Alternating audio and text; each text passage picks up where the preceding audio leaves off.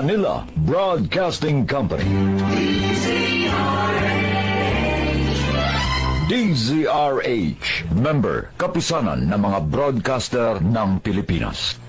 Oktubre 6, 1953, unang sumahimpapawid dito sa DZRH. Naggamit na ng di mabilang na gawad karangalan. At ng Oktubre taong 2002, ipinagkaloob naman ng kapisanan ng mga broadcaster ng Pilipinas ang Lifetime Achievement Award kay Tiadeli. Ang kasaysayan sa mga liham kay Tiadeli.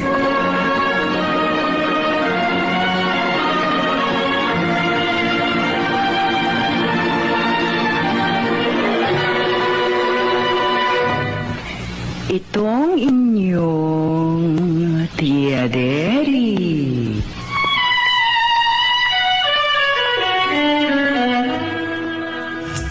Uy! Nakapag-break ka na ba? Nakapag-relax ka na ba? Saan ka man nagtatrabaho, mapa-opisina man o work from home o mula mismo sa pwesto, sasabayan namin ang break time mo. Sasabayan namin ng mga balita at komentaryo, mga panayam ng mga taong viral ngayon. DZRH Break Time!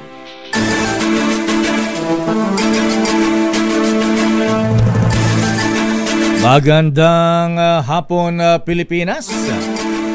Ako po si Deo Macalma. Ako naman Thea Petro Corpuz. At narito ang headlines ng ating mga balita ngayong araw ng Martes, 27 ng buwan ng Agosto. Pangulong Bongbong Marcos na nanindigan na walang overkill sa operasyon ng PNP para arestuhin si Pastor Apollo Quiboloy. PNP tuloy ang operasyon kay Pastor Quiboloy kahit may cease and desist order ang korte. Koalisyon ng iba't ibang political party todo suporta sa PNP operation laban kay Apollo Quiboloy sa Kingdom of Jesus Christ compound. Sheila Guo gisado sa Senado at tinawag na sinungaling ni Senator Bato de la Rosa. Dismiss Mayor Alice Guo ng Bamban na Tarlac. Natiktikang nasa Indonesia. Pagtaka sa Pilipinas, palaisipan sa Bureau of Immigration. Probisyong armed attack sa Mutual Defense Treaty posibleng lawakan ng US at Pilipinas. Ayon yan kay Defense Secretary Teodoro. Trust and performance rating ng Pangulong Marcos bahagyang tumaas. Trust rating naman kay Vice President Sara Duterte Carpio bumaba batay sa resulta ng survey ng Octa Research. Daraga Albay Mayor Carlwin Baldo sumurrender kaugnay ng pagpatay kay Congressman Rodel Batocabe. Multa sa mga motoristang kulang o walang load ang kanilang RFID sa mga expressways. Ipinagpaliban ng Department of Transportation. Higit 200 milyong pisong jackpot prize sa Lotto 655 mailap, hindi tinamaan kagabi. Kailangan yung 1 billion na jackpot prize. 1 billion na. Sali ako dyan. Samantala sa detalye ating mga balita, walang nakikitang overkill scenario ang Pangulong Bongbong Marcos sa operasyon ng pulisya sa compound ng Kingdom of Jesus Christ sa Davao City. Sa panayam sa ambush interview sa Malacanang, sinabi ng Pangulo na hindi paglabag sa karapatang pantaong paggamit ng maraming bilang ng pulis sa pagsisilbi ng arrest warrant laban kay Pastor Apollo Quiboloy. Ito'y lalo 30 hektarya ang lawak pala ng lupaing hinahaluhog ng pulisya na hindi obra ang isang dosenang pulis lamang. Ayon pa sa Pangulong Marcos, ang layunin ng paggamit ng maraming bilang ng pulis ay para mapanatili ang kaayusan at kapayapaan sa ginagawang operasyon, lalo na kung nagre-resist o tumututol, humahara ang mga taga-suporta ni Kibuloy. Para sa Pangulong Marcos, ang mga nagsasabing overkill at may human rights violations operasyon ay namumulitika lamang. Narito ang Pangulong Marcos. What they are talking about is political na yan. Hindi na totoo yan. You go to any human rights advocate, there's nothing that we did. Lahat ng pumasok na pulis, hindi armado. Walang baril, kahit isa. Hindi kami gumamit ng tear gas. Wala kaming ginawang ganun. Samantala, hindi ititigil ng Philippine National Police ang paggalugad sa 30 ektaryang Kingdom of Jesus Christ compound hanggat hindi nakikita para maaresto si Pastor Apollo Kibuloy. Ito ay sa kabila ng cease and desist order na inilabas ng Davao City Regional Trial Court Branch 15 kaugnay ng presensya ng Police Regional Office 11 sa naturang lugar. Sa isang panayam sa Campo Crame, binigyan diin ni DILG Secretary Benher Abalos na tanging pagharang sa lagusan at pagbarikada lamang ng pulis ang ipinatitigil ng korte. Nanindigan si Abalos na malapit nang makita si Kibuloy na pinaniniwala ang nagtatago sa isang underground bunker sa Kingdom of Jesus Christ compound. Wanted ang pastor sa mga kasong qualified human trafficking at child sexual abuse kasama ang 4 pang kapwa akusado. Suportado naman ng iba't ibang political party sa ilalim ng alyansa para sa bagong Pilipinas ang pagtugis ng Philippine National Police kay Pastor Apollo Kibuloy.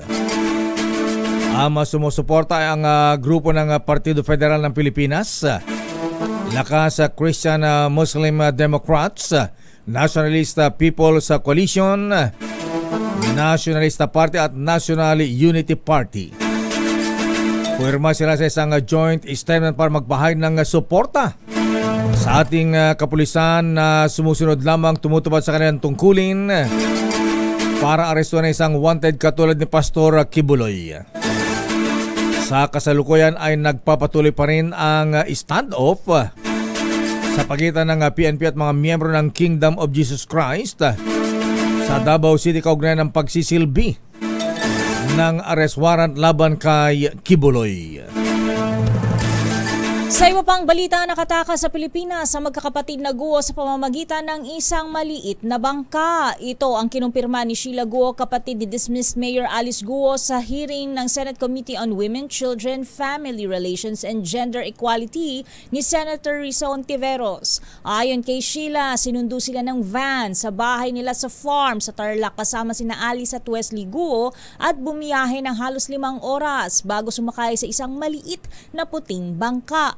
Mula sa puting bangka, lumipat sila sa malaking fishing vessel at pagkatapos ay lumipat ulit sa mas maliit na bangka papasok ng Malaysia. Narito naging pahayag ni Sheila Guo. Galing kami sa bahay, tapos may sunto sa amin na isang sasakyan, van. Anong klaseng boat yung sabi niyong boat na sinakyan niyo? Yung maliit na puti. Sino yung driver na sumundo sa'yo? Hindi ko kilala. Pati plate number na sasakyan, di mo alam. Hindi po. Ilan kayo ron sa van? 3 po. 3? Sino-sino? Kaming 3. Sino? Sinong 3? Si Alice tsaka si Wesley.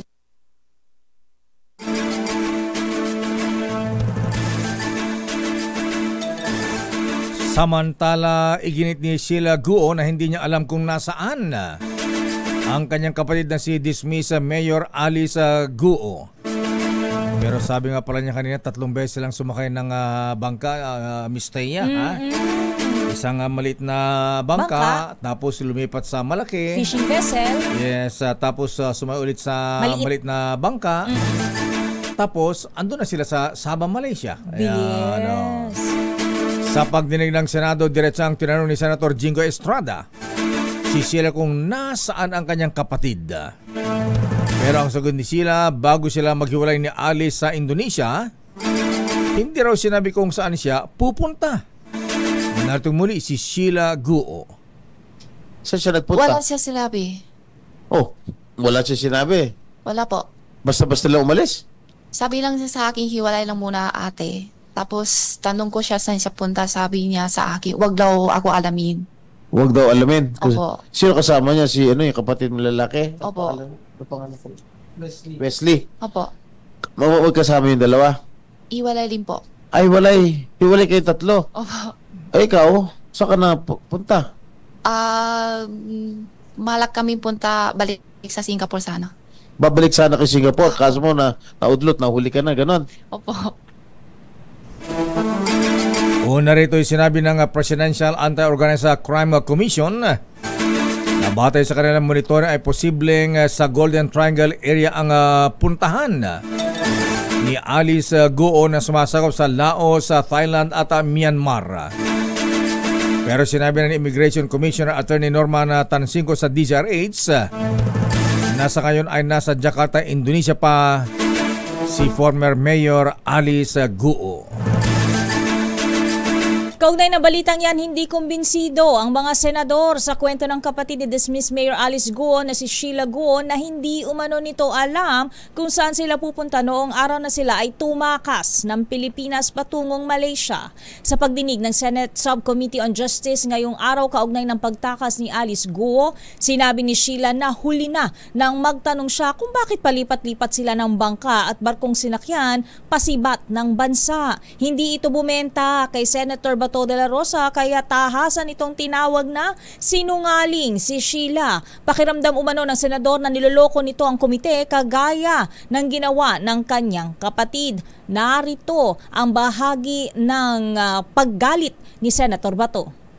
Halata na nagsinungaling ka. Sorry po. Wag mo kaming lukuhin dito. Hindi po, kasi yung una baka akala mo kung ano yung ginagawa ni Alice Guo sa committee na ito, kaya mong gawin din. Pasensya na po pag may mani ako na pasensya.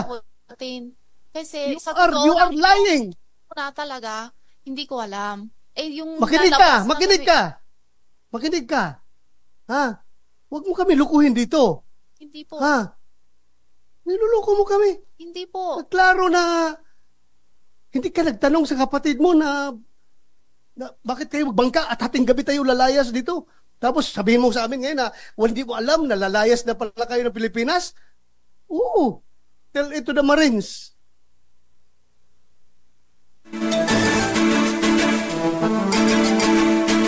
Mainit si Senator Bato. Samantala, na-monitor ng Bureau of Immigration na nasa Jakarta, Indonesia ngayon ang dismissed mayor ng Bamban Tarlac na si Mayor Alice Guo. Ayon man kay Immigration Commissioner Attorney Norman Tansinko, sinabi nito na bantay sarado ng Indonesian Immigration Authority si Guo. Ito ang paliwanag ni Commissioner Tansinko. Kasama po siya doon sa Immigration Lookout Bulletin na inisyu ni Secretary of Justice kasi identified din siya doon na kasama sa PORAC at saka sa Banban na Pogoan naman. Pero kasama siya siya nag-arrange, kasama siya sa nag-arrange ng mga transfers nitong nila Alice at saka yung mga kasamahan niya. Pero hanggang sa ngayon, inamin ni Commissioner Tansinko na palaisipan pa rin sa kanila kung paanong nakatakas ng Pilipinas ang controversial na dismissed mayor. Sinabi ni Tansinko na may citing sila kay Guo ukol sa naging ruta at galaw nito noon. Narito muli si Commissioner Tansinko. Tinitrace natin siya ngayon, kung nasaan siya ngayon, nakuha na natin, galing siya ng airport ng Jakarta, kung saan siya nagpunta. Ang humingi lang po ako ng kasi hindi pwede namin madetalye masyado yung mga ginagawa ng Indonesian Immigration kanila. Pero may sighting po as of now? Yes po, nakuha din natin po yung sinakyan niyang galing airport kung saan siya pumunta. Nakausap na natin yung mga dapat kausapin doon na mga makakapagbigay ng impormasyon. Samantala, inaprubahan ng Commission on Elections ang hiling ng kampo ni dismissed Bamban Tarlac Mayor Alice Guo na extension para sa paghain ng kanyang counter affidavit sa subpoena laban sa kanya. Ayon kay COMELEC Chair George Erwin Garcia, otomatikong pinagbigyan nila ang respondent dahil ito ay criminal case at ayaw nilang maging mahigpit. Ngunit kung muling hihingi ng panibagong extension ay posibleng hindi na ito payagan. Matatanda ang naghain ng COMELEC ng motu proprio complaint laban kay Guo dahil sa kasong material misrepresentation. Babalikan natin ilang pang detalye ng ating mga balita. Mutual Defense Treaty ng Amerika at Pilipinas. Nais ni Defense Secretary Gilbert Chodoro na amyendahan. Trust rating ng Pangulong Bongbong Marcos umangat. Trust rating kay Vice President Sara Duterte bumaba. Batay sa resulta ng survey ng Octa Research. Samantala, Daraga Albay Mayor Carwin Baldo na inakusang kasama sa pagpatay o mastermind sa pagpatay kay Congressman Rodel Batucabe sumurrender sa mga otoridad. At good news sa mga motorista na dumadaan sa mga expressways. Good news sa ating Connie Tinio. Multa sa mga motoristang kulang o walang load ang kanilang RFID sa expressways. Ipinagpaliban ng Department of Transportation. Ang detalye na mabalitang yan sa ating pagbabalik. Ating palatuntunang break time. RH Break Time. Oras, Mr. Cesar Lee, Mr. Michael is my guide. Doktora Isa Suntay, alas 4:28. Luminaires sa ibinigay niyong award. Oras sa Mistea. Ganap ng alas 4:36. Tatawin natin ang mga reports. Unahin natin ang Malacanang. Aba, alam na pala. Ang Pangulong Bongbong Marcos, alam na rin kung sino ang matumulong kay Alice Guo para ito ay makataka sa palabas ng Pilipinas. Aba, banggitin mo na Mr. President, ha? Kung dapat kasuhan, di kasuhan na kaagad. The who? Sino ba Lassie? Alam naman ng yung bubuit lakay. Oo nga, alamin natin. Alamin natin kay Let. Baka mamaya alam na ng mga ng Malacanang press corps. RS14 Let Narciso, please come in. Miss Let. Sino, Miss Let? Miss Let. Wala pa si Let. Standby Raymond Dadpaas. Standby Edniel Parosa. Standby Milky Rigunan. Allah. Mainit ang talakayan sa budget ni Vice President Inday Sara Duterte Carpio ngayon. Aba, nagsagutan sila ni Congresswoman Kimbo, ha? At Congresswoman Castro. Diba unahin natin? Sino ang ready center? Habang wala pa ang mga reports sa tatalakayan ng Pilipinas at Amerika ang mas malawak na pag-unawa sa Mutual Defense Treaty ng magkaalyadong Persa. Ito ang nilinaw ni Defense Secretary Gilbert Chodoro matapos imungkahi na dapat ay baguhin ang interpretasyon sa probisyong arm attack ng nabanggit na kasunduan. Sa ambush interview, sinabi ni Secretary Chodoro na makitid ang definisyon ng Mutual Defense Treaty. Matandang nakasad sa kasunduan na ipagtatanggol daw ng Amerika ang Pilipinas ang isa sa oras na masadla ito sa isang armadong pagsalakay. Lumutang ang paggamit sa probisyon ito ng Mutual Defense Treaty sa gitna ng paulit-ulit na harassment ng China sa mga tauhan ng Pilipinas sa West Philippine Sea. Ang kay Secretary Chodoro, kasadong pag-usapan ng Armed Forces of the Philippines at US Indo-Pacific Command ang pag-intindi sa katagang armed attack na gagawin itong Mutual Defense Board Security Engagement sa August 29. Narito si Secretary Gilbert Chodoro. Huwag tayong makakanalize sa narrow definitions ng MDT.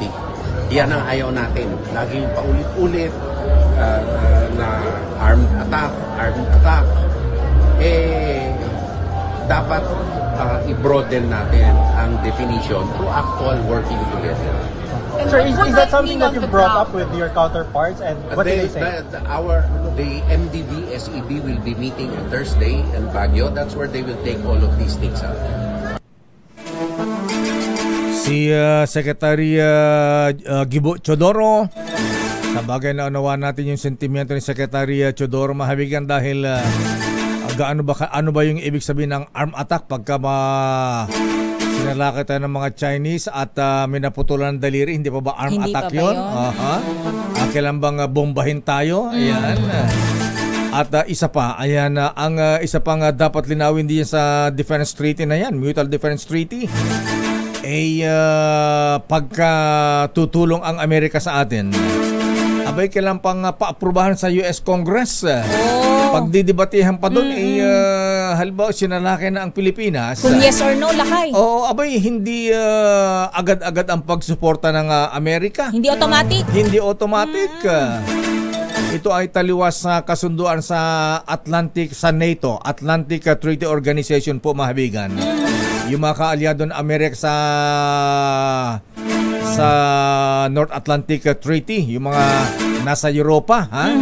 Yung mga kaalyadong bansa ng Amerika sa Europa, pagka sila ay sinalakay doon, abay automatic, wala nang debate sa US Congress. Wala nang papirma. Wala nang pirmahan, walang debate. Tutulong kaagad ang mga kaalyado nila sa Europa. Ganun sana dapat. Ayan. Kaya nga gusto ng Ukraine na sumali sa NATO, ha? Dahil pagka ganyang sinalakay sila ng Russia, automatic ay susuporta na kaagad. Yes. Ang mga kaalyado nila sa Europa under National North Atlantic Treaty Organization, NATO. Samantala, kinababahala ng hukbong dagat ng Pilipinas ang pagiging agresibo ng China sa Escoda Shoal. Ayon kay Rear Admiral Roy Vincent Trinidad, tagapagsalita ng Navy sa West Philippine Sea, pinangangambahang magdulot ng miscalculation ng tinawag niyang coercive action ng China Coast Guard sa nabanggit na teritoryo. Sa datos na ibinigay ni Trinidad, lumobo rin ang bilang ng mga barko sa West Philippine Sea na may 129 ay umabot na sa 163 sa makalipas na isang linggo. Pinakamarami rito ang nasa Escoda Shoal na may 40 maritime militia, 6 na warship at 7 CCG. Sabi ni Trinidad, mahigpit ang koordinasyon ng Navy sa Philippine Coast Guard at BIFAR para matiyak ang kaligtasan ng mga ito sa loob ng Exclusive Economic Zone ng bansa. Alam na! Kilala na raw ng Pangulong Marcos kung sino ang di ibig sabihin marami, ha? Ang mga tumulong kay Alice Go para sila ay makatakas sa Pilipinas. Alam na this, lakay? Oo, mga ilan ito, Miss Let, ha? At sila ba ay mga politiko? Opisyal ng gobyerno? Let Narciso, please come in, Miss Let. Lakay, Miss Thea, mayroon ng ideya si Pangulong Ferdinand Marcos Jr. sa mga posibleng tumulong kay Bisbis Banban Tarlac Mayor Alice Go na makalabas ng bansa. Sa ambush interview sa Malacanang, sinabi ng Pangulo na katatapos lamang niyang makausap si Justice Secretary Boying Remulla. Malapit na anyang matapos ang malalimang investigasyon para matukoy kung sino ang mga individual na mananagot. At sabi ni Pangulong Marcos, magiging mabilis ang aksyon laban sa mga ito at wala silang sasantuhin. Ayon kay PBBM, inaalam na lamang kung ang sangkot at gaano kalalim ang sabwatan. Narito si Pangulong Marcos. That's what the last part of this is. How far, how deep does it go? Isa lang pantaong involved? O marami sila? O sindikato ito? That's what we are looking at. Okay. Thank you, sir. Thank you. Parang Pangulong Bongbong Marcos. Parang blind item, Wala bang paklu? Wala bang clue, Miss Let, ha? Wala ba? Abay, kung ito ba mga politiko? Initials man lang, lakay. Oo, mga opisyal din ng gobyerno, taga saang bureau, departamento. Walang binanggit na ganyan lakay, ang sabi ni Presidente, we will identify all of those. At yan ang ating aabangan. Ayan, siguro pag nahuli na sa Alice Guo, ayan, kaya lang kailan pa ba hintayin yun? Paano kung di mahuli? Ayan, siguro meron namang sapat na ebidensya, Mr. President, di banggitin at kasuhan. Kasuhan and then banggitin. Tapos. Okay, so ano pa ang schedule ng Pangulong Marcos? Abay, andyan pala kayo sa nakita ko si Attorney Cam dyan sa background. Nasa KBP pala siya. At National Press Club. Oath-taking sa Manila Hotel ba yan? Miss Let? Sa Malacanang yan lakay. Malacanang mismo. Bakala ko Manila Hotel. Malacanang kanina. Ayan.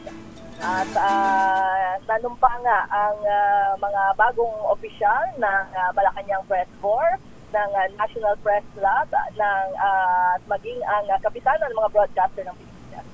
Okay, maraming salamat, Miss Let mula sa Malacanang. Balik sa inyo lakay at Pistea. Samantala, abogado na ng notaryo sa dokumento ni dating Mayor Alice Guo, kinastigo ng mga senador. Oo nga, nagsinungaling, Allah! Mayabang pa nun, ini-interview siya in-interview niya na 2x2. 2x2 lakay, di ba? Proud pa siya eh. Sige nga, i-detalye mo RH28 Raymond Dadpaas. Raymond. Mr. Mayor, duda ang mga senador sa kwento ni Attorney Elmer Galicia kung totoong humarap sa kanya si dating Bamban Tarlac Mayor Alice Guo para magpanotaryo. August 14 ng gabi nang magtungo mano sa kanyang opisina sa San Jose del Monte, Bulacan, si Mayor Guo para ipanotaryo ang kanyang counter affidavit. Isang nagngangalang Alan na kasamahan umano niya sa ayaw banggitin na relihiyon ang nag-facilitate para kay Mayor Alice. Hindi na nga lang nito pinaakyat sa kanyang opisina at nanatili lang sa sasakyan ng alkalde. Hindi rin may paliwanag ni Attorney Galicia na sa dami ng mga abogado sa Bulacan ay kung bakit siyang napili na magnotaryo. Ang pinag-uusapang petsa na August 14 ay halos isang buwan nang nakalabas ng bansa via backdoor channel sina Mayor Alice at dalawang kapatid na sila Sheila at Wesley Guo patungo ng bansang Malaysia. Kapwa naniniwala sina Senador Joel Villanueva at Senador Risa Hontiveros na maraming paglabag na nagawa si Attorney Galicia bilang isang notary public. Narito ang bahagi ng pagtatanong ni Senador Sherwin Gatchalian. Sabi ho ni Alan, obviously hindi ho siya nagpanotaryo, diba? Ano ang sabi ho sa inyo? Sabi po, may magpapanotaryo si Mayor. Yun lang ho ang siya. Yun lang po ang sabi. At nung nakita nyo, narinig ko kay tanong ni Senator Risa, hiningi nyo yung ID. Binigay niyo po yung ID. Driver's license po yun. Meron ho kayong photocopy ng ID na yon? Meron po. Nandun po. Kasama po dun sa dokumentong ninotaryo ko. Kasama doon. Pero hindi nyo ho pinaperma si Alice Guo doon po sa libro? Hindi ko po napapirma sa libro kasi ang bahagi ng pagtatanong ni Senador Sherwin Gatchalian kay Attorney Elmer Galicia. Doon pa lang sa unang pambungad na pananalita nitong si Attorney Galicia ay marami na ang nangingiting mga senador nang sabihin niya na hindi daw siya nanonood ng balita at nakikinig sa radyo kaya wala siyang kabali-balita tungkol kay Mayor Alice Guo.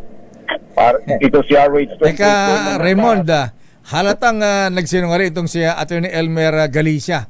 So anong gagawin ng Senado sa kanya? Kakasuhan ba siya? Ano ang aksyon laban sa kanya? Ang normally, Mayor, yung mga ganyang mga insidente kahit na sabi nilang ang haba-haba ng paliwanag ng mga abogado, makikita na lang natin yan, Mayor, doon sa kanilang committee report kung ano ang kanilang magiging rekomendasyon sa kaso kung kaya yung naging aksyon ni Attorney Galicia, Mayor. Buti hindi siya sinight for contempt. Hindi naman dahil kuminsan kasi kahit na alam mo naman pag abogado ang sumasagot, Mayor, may sarili silang palusot dito sa mga nangyayari ito. Do ilang beses nang nagbanggit sina Senador Risa, sina Senador Joel Villanueva at pati si Senador Gatchalian at si Senator Bato ng mga paglabag dito sa proseso ng notary public na yung ginawa ni Attorney Galicia ay talagang kanilang pinagdududahan na Mayor. Okay, maraming salamat, Raymond. Yan muna ang mga kaganapan at sa Teka muna. hearing. Ano nangyari doon sa kabilang hearing? Doon sa pang-aabuso kay Sandro Mulak?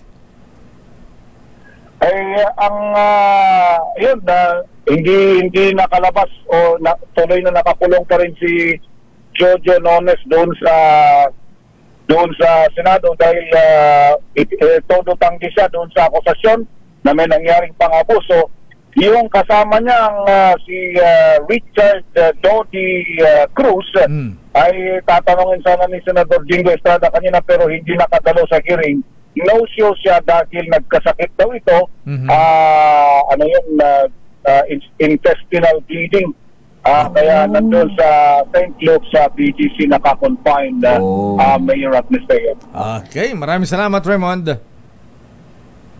Ito si RH28 Raymond Advance para sa DZRH, una sa Pilipinas, una sa Pilipino. Lakay, may gagawin kaya ang Integrated Bar of the Philippines sa ginawa ni Attorney Galicia? Oo nga, pwede i-recommenda ng Senado. Dahil may paglabag doon. Babalikan na ilang pang detalye natin mga balita. Standby Edniel. Aba, meron na raw bagong development sa paghanap kay Pastor Kibuloy. Hinukay na ba yung basement? Yung bunker? Standby man ng Milky Rigunan. Naku, mainit ang talakayan sa Kongreso, ha? Abay, nagkatarayan daw si Vice President Sara Inday at Congresswomen Estela Kimbo at Franza Castro. Wow! What is happening, General Sir? Standby Noche Kaka, si Standby Kristan Karag. Oras, Misteya. 10 minuto bago mag alas 5. Maiinit na mga balita ngayong hapon. Happy birthday muna kay former Senator Laila De Lima. Wow, Senator, happy birthday po. Ayan, binabati ka ng rekta ng Liberal Party at Attorney Bohol. Happy birthday din kay Romericen Nonato Pili. Aba, ano kaya ito ni Fire Marshal Paul Pili? Febe Gambalan ng Dunada at si Engineer Saldi Kitaleg ng Central Engineering. At binabati natin ang mga nominees, mga brethren. Baka hindi po ninyo alam mga kuyang, ang mga nominees ng para sa Junior Grand Warden dito sa National Capital Region. Abay, good afternoon, Kuyang Jaime Pakanan. Ayan, ito pa yung mga nominees. Very worshipful Nick Fernando, Rudolph Kokjin, Kuyang Faji Fajardo. Aba, kasama ka pala rito Kuyang Guillermo Maui Lazaro Jr. Kuyang Patsa Arbas, very worshipful Cornelio Jun Samaniego II at very worshipful Eugene Riego II. Good luck mga brethren. Eto na, PNP, meron na raw napakagandang development sa pagganap kay Pastor Apollo Kibuloy. Ayon kay DILG Secretary Benhar Abalos. Edniel Parrosa, please come in. Edniel, ano ang latest? Lakay, ibinida ng Interior Secretary Benhar Abalos na may napakaganda ng positibo, napakaganda ng iniuusad na paghanap sa paganteng si Pastor Apollo Kibuloy. Sa panayam sa reporters sa Campo Crame, tinawag ni Abalos na napakagandang development. Itong hindi na dinetaling hawak ng pulisya patungkol sa pag-aresto sa religious leader. Sa iwalay namang press briefing, inulat ni PNP spokesperson Police Colonel Jean Fajardo na nakapag-report na ang pulisya sa korte kung bakit kinikailangan itong manatili ng ilang araw sa KOGC compound sa paniwalang naroon nga si Kibuloy at 4 pang kapwa-akusado. Ginawa ni Abalos at Fajardo ang pahayag sa kabila ng cease and desist order na inilabas ng Davao City Regional Trial Court Branch 15 laban sa operasyon ng PNP sa Kingdom of Jesus Christ compound. Iginiit ng 2 opisyal na pagbarikada at pagharang lamang sa mga lagusan ng tinahinto ng korte. Kaya tuloy ang kanilang pagsisilbi ng arrest warrant sa mga kasong o sa mga pinaghahanap sa kasong qualified human trafficking at child sexual abuse. Ngayong araw din na itong Martes, magsusumiti pa o maghahabol pa ng hirit na pagilinaw ang kampo ng DILG-PNP sa order ng Davao Court, lalo't bumabangga naman ito sa utos din ng korte na hulihin si Kibuloy at 4 pang kapwa-akusado. Pakinggan natin si Colonel Fajardo. It is the interpretation of the PNP lawyers that it is clear in the Temporary Protection Order ay ang sinasabi po doon ay pinapaalis. Ordering o the RTC Davao ay inorderan po ang Police Regional Office 11 na tanggalin po ang barriers, ang barricades na nag-i-impede po ng access sa POGC. Malinaw po doon na yun po ang sinasabi po doon. Ang tinig ni Police Colonel Jean Fajardo. Ito si Edniel Rosa. Nagulat, yes Lakay. Ilang araw pa bago mahuli si Pastor Apollo Kibuloy o ilang oras? Ayaw magbigay Lakay ng deadline ni Secretary Abalos kanina sa tanong ng natin, ng mga reporters sa kanya via phone patch sa Camp Crame. Gayon din yung PNP pero parehas ang sinasabi. Itong dalawang opisyal Lakay ang bahagi ng PNP at DILG. Talagang may maganda silang development na hawak at aantabayan na natin yan sa mga susunod na pagharap nila Lakay sa media. Okay, maraming salamat, Edniel. Balik sa inyo, Lakay at Mistea. Samantala, pagtalakay sa 2025 budget ng OVP naging mainit. Vice President Sara, Congresswomen Kimbo at Castro nagsagutan. Idetalyo mo nga ang tarayan RH12 Milky Riganaan. Wanang Milky? Teya at Lakay, simula pa lang naging mainit na ang deliberasyon ng 2025 proposed budget ng Office of the Vice President. Unang nagtanong kay VP Sara Duterte, si House Assistant Minority Leader at ACT Teachers Party List Representative Franz Castro tungkol sa kontrobersyal na inter at confidential funds ng OVP noong 2022.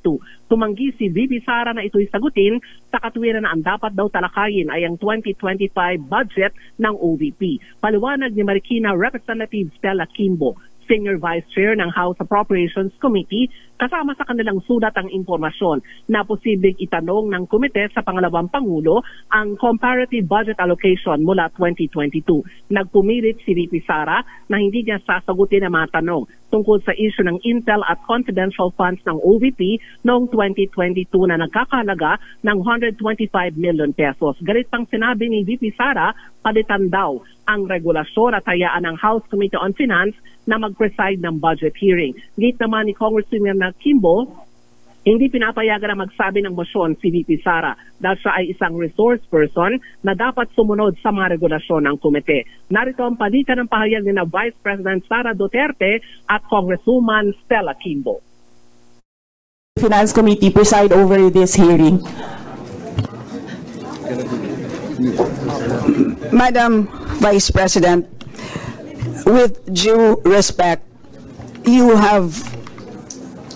are not allowed to do that, Madam Vice President.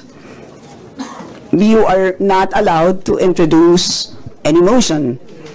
You are a research person in this hearing, Madam Vice President. Ma'am. I requested as your resource person, I requested so the your request chairperson is of the denied, committee. Madam Vice President. Just please answer the question.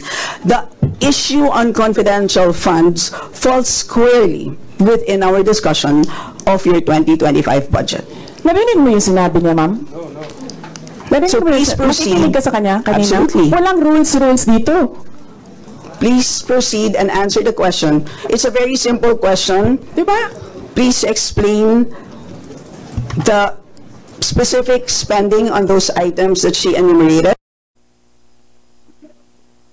Ang palitan ng pahayag ni Vice President Sara Duterte at Congresswoman Stella Kimbo. Samantala, 2.07 billion pesos ang panukalang budget ng OVP sa 2025. Mas mataas ito ng 40% kumpara sa budget ng OVP ngayong taon. Ang medical assistance ang pinakamalaking paglalaanan ng 2025 budget ng Office of the Vice President na nagkakalaga ng 600 million pesos. Ako si Milky Riganaan para sa DCRH. Yes, Akay. So ano nga pinagtapusan sa budget hearing ng Office of the Vice President? Aprobado ba? Dinagdagan? Ongoing pa? Ongoing. Yes, Akay. Oo. Kung matatandaan mo, di ba parang courtesy sa Office of the Vice President sa mga nakalipas na administration and even last year, si VP Sara ilang minuto lang na may imbitahan sa hearing ng Appropriations Committee, aprobado na yung kanyang budget. Sa ngayon, marami pa rin kongresista ang magtatanong. 17 congressmen ang nakapila, Lakay, at Dea. At naipaliwanag na ba kung saan ginastos yung intelligence fund? Yun nga, kaya ayaw siyang tantana ng mga kongresista dahil ayaw niyang sagutin yung tanong, saan ba napunta yung 125 million pesos na confidential and intelligence funds. Kaya paulit-ulit doon yung tanong. Ang sabi nga simple lang naman kung tatanungin niya o kung sasagutin niya o hindi, sasabihin lang. Kaya lang dinadivert daw sa ibang mga issue. Okay. So sa tono ng investigasyon o ng hearing, maaprubahan ba ang budget ng Office of the Vice President o hindi? Abangan natin lakay at Hindi pa. Depende. Wala pa. Depende. Oo, mukhang umiinit at mukhang kailangan ng uminom pa ng tubig ni VP Sara dito sa hearing dahil ang dami pang magtatanong sa kanya ng mga kongresista. Teka muna, wala yatang lawyer si Vice President Sara. Parang siya lang mag-isa. Wala bang, by herself lang, walang wala staff? bang umaalalay sa kanyang abogado? Meron siyang mga kasama na kayo, mga USEC niya at yung mga iba pang opisyal ng OVP, nasa likod lang. Pero siya yung nakaupo talaga dun sa panel ng hearing nitong Appropriations Committee. Okay, maraming salamat, Manang Milky. Ako si Mil Grego na nagulat para sa DCRH, una sa Pilipinas, una sa Pilipino. Ang iinit ng ating mga balita. Ayan, samantala dumawara sa balitang sports. Aba, si Jackie Chan na Miss Thea, ha? Ay! Ayan, mamaya na kayo, Val. Mamaya na kayo, Noche. Lahat tayo oras. Balitang sports. Jackie Chan, torchbearer sa Paris Paralympics. Detalye mo, RH53, Kristan Karag. Kristan. Kristan Karag.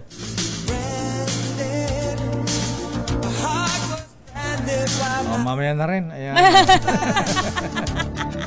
Natensyon ata sa mga balita natin pang break time lang kayo. Iyon kasi ng mga balita natin ha? May Senado, Kongreso, maging sa Malacanang. Pati sa labas ng bansa, lakay, lahat na Kristan Karag, please come in. Kristan. Wala nang oras sa mga... Si martial arts actor Jackie Chan sa magsisilbing torchbearer sa opening ceremony ng 2024 Paralympics sa Paris, France. Kinumpirma ng organizing committee na kabilang ang 70-year-old Hong Kong-based actor sa 16 na personalidad na magdadala ng Paralympic plane sa opening ceremony. Naghahanda na rin ang delegasyon ng Pilipinas para sa 2024 Paralympics. Merong 6 na pambato ang Pilipinas na tatangkay na masungkit ang unang ginto ng bansa sa Paralympics.